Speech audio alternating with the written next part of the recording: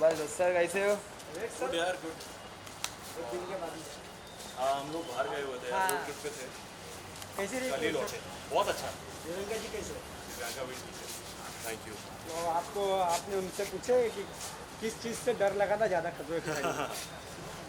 दिव्यांका को एक्चुअली सबसे ज़्यादा डर अपने आप से लगा था क्योंकि उनको कुछ इंजरीज थी लिगामेंट वगैरह की।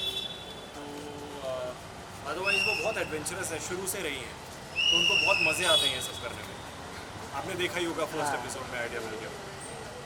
एनिवर्सरी भी थी आपकी, हैप्पी एनिवर्सरी भी लेते थैंक यू। कुछ दिन पहले। Thank you so much. उसी के लिए हम लोग इंडिया दर्शन के एडवेंचर पे निकले हुए थे, रोड ट्रिप पे।